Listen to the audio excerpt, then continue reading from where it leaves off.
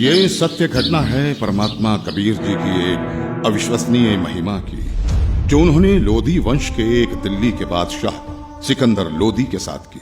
सिकंदर लोधी दिल्ली के तख्त पर काबिज एक ऐसा बादशाह जो जबरन लोगों का धर्म परिवर्तन कराता था। ये सत्य घटना उस समय की है जब दिल्ली के बादशाह सिकंदर लोधी को जलन का रोग हो जाता है। बादशाह का शरीर जला हुआ दिखाई नहीं दे रहा था, लेकिन पीड़ा इतनी थी कि जैसे शरीर को अग्नि से जला दिया गया। इसके लिए पूरे भारतवर्ष के हिंदू और मुस्लिम धर्म के सभी पंडित, काजी, वैद्य, हकीम भी उपचार कर करके थक चुके थे। परमात्मा के विधान में है, जब मनुष्य के पाप कर्म अधिक हो जाते हैं तो कोई भी दवा काम नहीं करती। कुछ ऐसा ही बादशाह के साथ भी हो रहा था। शानदार। अल्लाह के फजल से ये दवा जरूर हमारे जलन के रोग को ठीक कर देगी, इंशाअल्लाह। राजा सिकंदर लोधी ने सभी प्रकार की औषधि सेवन की, बड़े बड़े वैद्य बुला लिए गए, लेकिन बादशाह पर कोई भी औषधि काम नहीं कर रही थी। यहां तक कि सिकंदर लोधी ने उन्हें ठीक करने के बदले मुंह भोला इनाम भी रख दिया था, लेकिन सर्व उपाय निष्फल ही रहे। बादशाह सलामत, अब आपकी तबीयत कैसी है? पीर जी, हमें जरा भी आराम नहीं हुआ। बाहर से नहीं दिखता, लेकिन पीड़ा इतनी अधिक होती है कि जैसे किसी ने हमारे शरीर को जला दिया हो। बादशाह सलामत, हम सभी ने आपको वो हर दवा दी है जो ऐसे रोग में दी जा सकती है। बादशाह सलामत, लगता है ये कोई लाइलाज बीमारी है जिसका ठीक होना नामुमकिन है। गुस्ताखी माफ बादशाह, अगर आपकी इजाजत हो तो हम आपसे कुछ कहना चाहते हैं, क्योंकि हम सबको ये पता है कि आपको ये लाइलाज रोग अल्लाह की मर्जी से हुआ है, तो इसका इलाज भी हम वैद्य नहीं बल्कि कोई पहुंचा हुआ संत फकीर ही कर सकता है। और हम ऐसे ही एक सिद्ध महापुरुष को जानते हैं। कौन है वो? काशी में कबीर नाम के एक महापुरुष हैं। हमने सुना है कि उन्होंने बहुत सारे लोगों के कष्ट दूर किए हैं।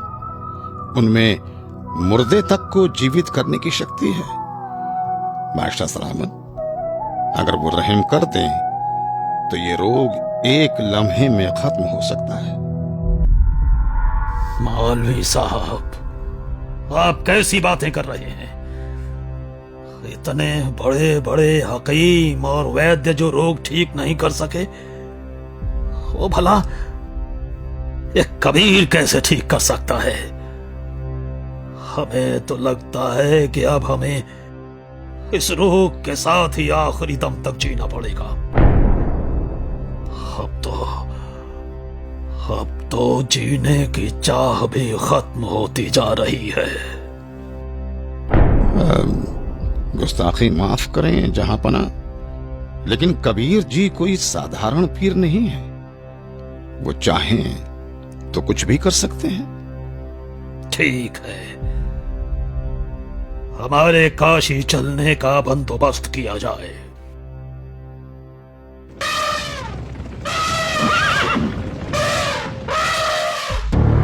काशी नरेश महाराज वीर देव सिंह बघेल की जय हो।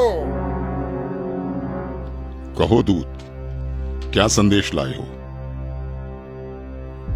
काशी नरेश, बादशाह सिकंदर लोधी इस समय अपने जलन के रोग के कारण बहुत परेशान हैं। उन्हें बताया गया है कि यहाँ कबीर नाम के एक महापुरुष हैं जो बादशाह के जलन के रोग को ठीक कर सकते हैं। इसीलिए बादशाह जल्दी ही काशी पधारने वाले हैं। ठीक है, संदेश भिजवा दीजिए। हमें बादशाह के आने का इंतजार रहेगा। महामंत्री जी, बादशाह के स्वागत की तैयारी की जाए। जी महाराज।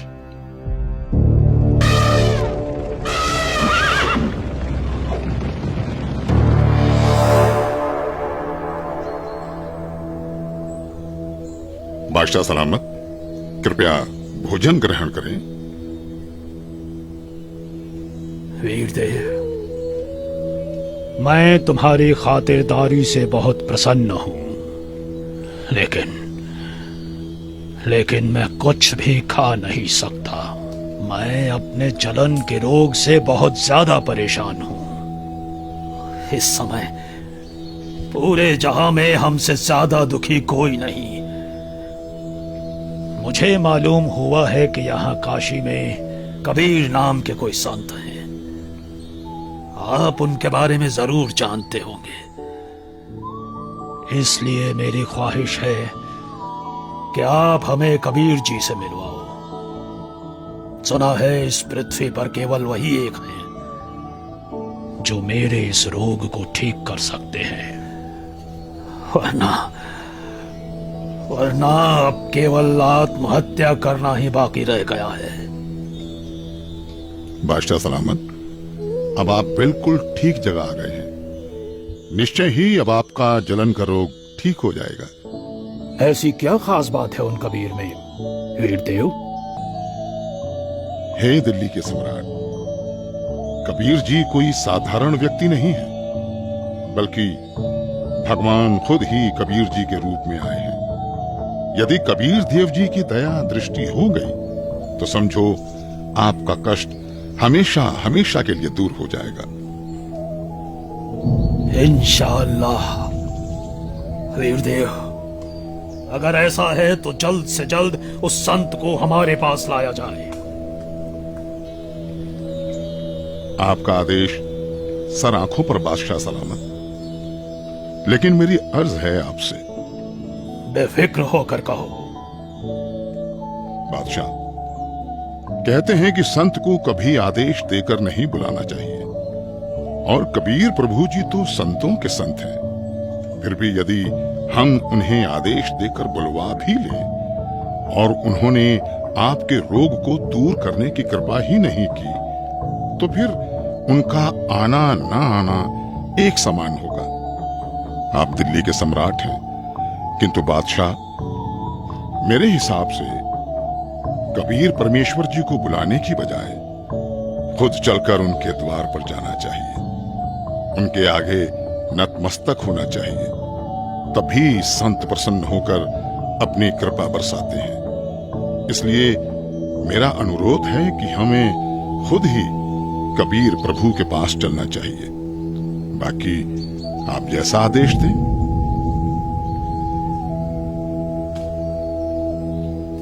ठीक है, मुझे अभी कबीर जी के घर ले चलो। मैं अभी के अभी कबीर जी से मिलना चाहूंगा। बादशाह सलामत, कबीर प्रभु जी रोज शाम को अपने गुरु रामानंद जी के पास जाते हैं, जहां वो सभी भक्तों के साथ मिलकर आरती किया करते हैं। अभी हमें श्री रामानंद जी के आश्रम ही चलना होगा। इंशाअल्लाह। हे परवरदिगार, लाज रखना। आपके दर्शनार्थ आश्रम की ओर निकल तो पड़े हैं, किंतु वहां तो स्वामी जी ने मुसलमानों का अंदर जाना वर्जित किया हुआ है। दया करना भगवान।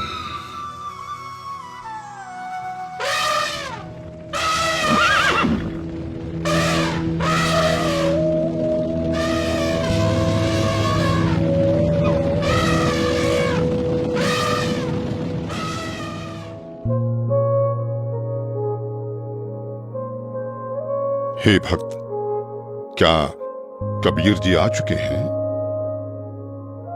अभी नहीं आए हैं राजन, आने ही वाले हैं। इस समय वो अवश्य आते हैं। कोई बात नहीं वीरदेव, चलो अंदर आश्रम में बैठकर कुछ देर इंतजार कर लेते हैं। जी बादशाह सलामत। भगत जी, एक बार आप स्वामी रामानंद जी से आज्ञा लेकर आइए कि दिल्ली के बादशाह सिकंदर लोदी आए हैं, आपके दर्शन करना चाहते हैं और कबीर जी से मिलना चाहते हैं। कबीर जी आए तब तक यहां आश्रम में कुछ देर आपके पास बैठना चाहते हैं।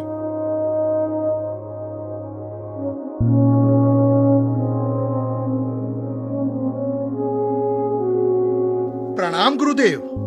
गुरुदेव, काशी नरेश वीर देव सिंह और दिल्ली के बादशाह सिकंदर लोधी आए हैं।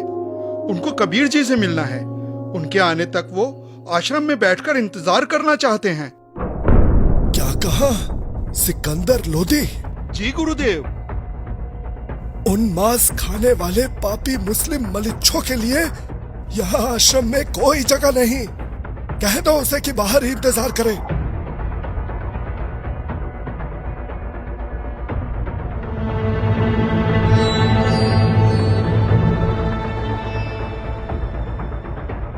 हे राजन, स्वामी जी ने बादशाह को अंदर आने से मना कर दिया है। मुसलमानों का आश्रम में प्रवेश निषेध है।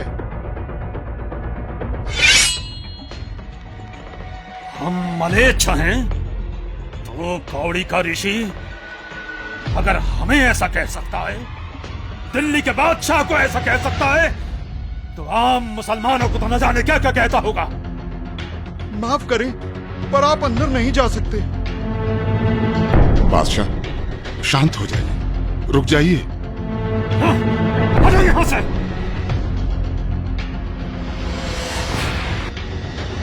रामानंद, हमें काफिर और मलेच्छ कहता है। अभी बताते हैं तुझे कि हम कौन हैं।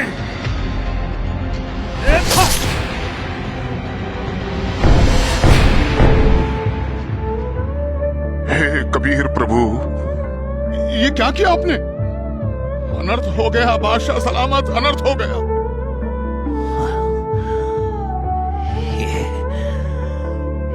ये मैंने क्या कर दिया? मैं निहायत ही नीच किस्म का व्यक्ति हूं। वीरदेव आया था अपना रोग ठीक कराने, और जिसके पास आए उसके गुरु को ही मार दिया। या अल्लाह, कितने गुनाह किए हैं मैंने, माफ कर दो मुझे। वीरदेव, यहां से वापस चलो। कबीर जी अब कभी मेरे रोग को ठीक नहीं करेंगे। अगर मैं उनके सामने रहा तो वो जरूर मुझे बद्दुआ देंगे। इसलिए यहां से अभी के अभी चलो। जैसा आपको सही लगे बादशाह, चलिए। कबीर प्रभु जी सामने है, बादशाह सलामत। दो राजा एक साथ? काशी नरेश और दिल्ली के बादशाह का इस गरीब के पास कैसे आना हुआ? कहो, कैसे आगमन हुआ?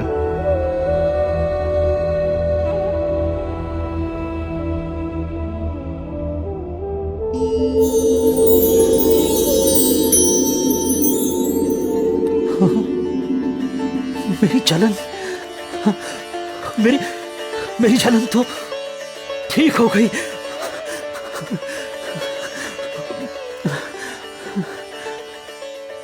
हे अल्लाह की ज़ात, मुझे माफ कर दो। मैं बहुत नीच आत्मा हूं, मैं बहुत पापी हूं। क्या बात है राजन? हे परवरदिगार, जिस उद्देश्य से मैं आया था वो तो आपके आशीर्वाद मात्र से ठीक हो गया। मेरे शरीर में जलन का असाध्य रोग था, जिसका कोई उपचार नहीं हो रहा था।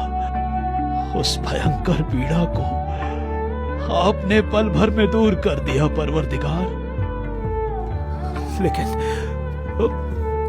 लेकिन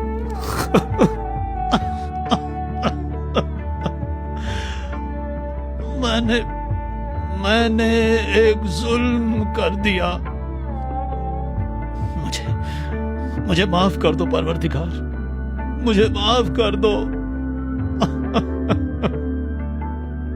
आप इतने दुख से भरे हुए और डरे हुए क्यों हैं? भगवान, हमें माफ कर दो, माफ कर दो मुझे। ठीक है, मैंने माफ किया। नहीं परवरदिगार, आप मुझे माफ नहीं करेंगे। राजन, आप व्यर्थ में व्याकुल ना हो। मैंने आपको माफ कर दिया। बताओ क्या हुआ? मुझसे एक निहायत ही बड़ा अपराध हो गया है। अगर आप उस अपराध को सुनेंगे तो आप मुझसे खफा होकर मुझे बद्दुआ देंगे और मैं फिर से वैसा ही हो जाऊंगा जैसा यहां आया था। इसलिए मैं खौफजदा हूं। आखिर ऐसा क्या हुआ है बादशाह? रामानंद जी ने काफी तीखे अल्फाज बोले और मेरे पर पहले से ही बादशाह होने का नशा हावी था। मुझे गुस्सा आ गया और मुझसे उनकी हत्या करने का अपराध हो गया। मालिक, आप तो खुद ही अल्लाह की जात हो, सबके जहन की बात जानते हो। बादशाह, सच तो ये है कि कोई किसी को नहीं मारता। स्वामी जी की मौत आज होनी थी और आपके हाथों से ही होनी थी, ये पहले से ही निश्चित था। कोई बात नहीं, मन को दुखी मत करो। जो होना निश्चित था हो गया, लेकिन अब ऐसे मत जाना। स्वामी रामानंद जी का अंतिम संस्कार करवाकर ही वापस जाना, नहीं तो प्रजा आपको बहुत बुरा भला कहेगी।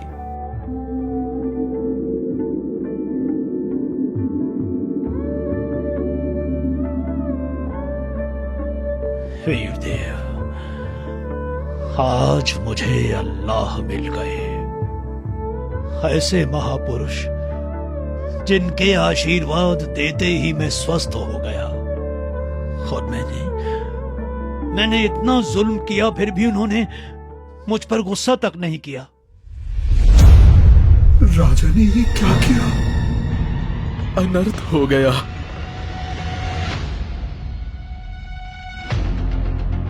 कबीर जी आ गए, कबीर जी आ गए, कबीर जी आ गए, कबीर जी आ गए।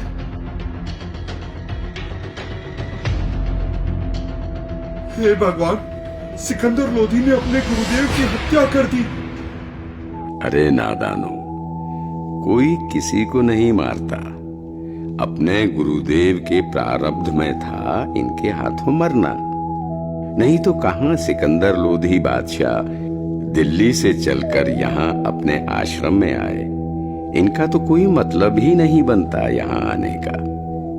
भक्तों, अपने गुरुदेव जी का संस्कार इन्हीं के हाथों मरने का था। अरे ये तो फिर से आ गया। अब ये क्या करेगा? गुरुदेव, आरती का समय हो गया। आपके सारे भक्त आपकी प्रतीक्षा कर रहे हैं। उठिए गुरुदेव। हे भगवान, हे गुरुदेव, यहाँ आपके बच्चे खड़े हैं।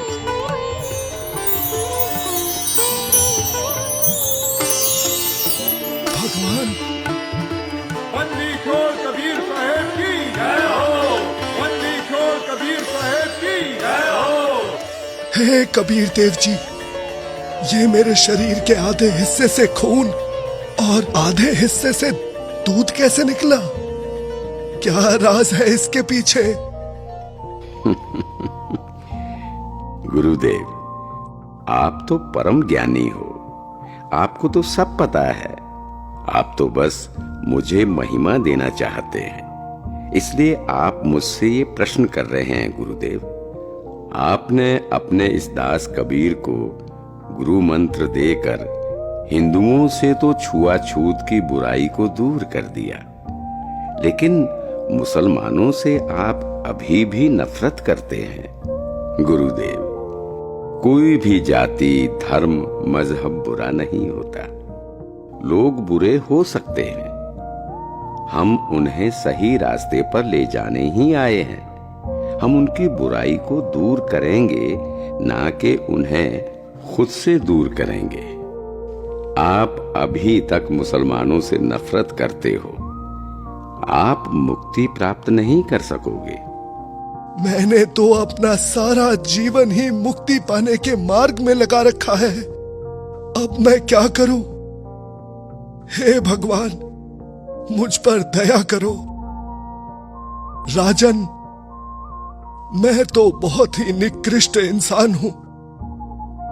पहले भी मैं ब्राह्मणों के अलावा किसी को अपने पास नहीं आने देता था, और अभी भी मेरे अंदर ये दोष था कि मैं मुसलमानों से नफरत करता था। लेकिन आज परमात्मा कबीर जी की कृपा से मेरे मन से ये मैल चला गया। दुनिया के लिए मेरे शिष्य बनकर लीला कर रहे हैं, किंतु सच तो यही है कि ये सर्व सृष्टि रचनहार है, और मैं भी इन्हीं की शरण में हूं। राजन, मैंने तुम्हें बहुत बुरा भला कहा, मुझे क्षमा करना। मुझे माफ करें गुरुदेव, मैं एक नीच इंसान हूं। मैंने भी बिना सोचे समझे आप जैसे महापुरुष की हत्या कर दी। वो तो मेरी खुशकिस्मती है कि आज मुझे परमात्मा कबीर देव जी के रूप में खुद अल्लाह ही मिल गए। मेरा भी न जाने कौन से जन्म का पुण्य फल उदय हुआ कि मुझ नीच को आप कबीर प्रभु मिल गए। मैंने तो अपने आप को मनुष्यों में सर्वश्रेष्ठ मान लिया था, लेकिन आपकी लीला से मुझे पता चला कि मैं तो कितना निकृष्ट था। आपने ये लीला मुझे सतमार्ग पर लाने के लिए ही की है। मैं तो धन्य हो गया। बंदी छोड़ कबीर साहेब की जय हो। बंदी छोड़ कबीर साहेब की जय हो। बंदी छोड़ कबीर साहेब की जय हो। इस तरह परमात्मा कबीर देव जी ने न केवल सिकंदर लोदी बल्कि गुरु रामानंद जी को सत मार्ग दिखाया।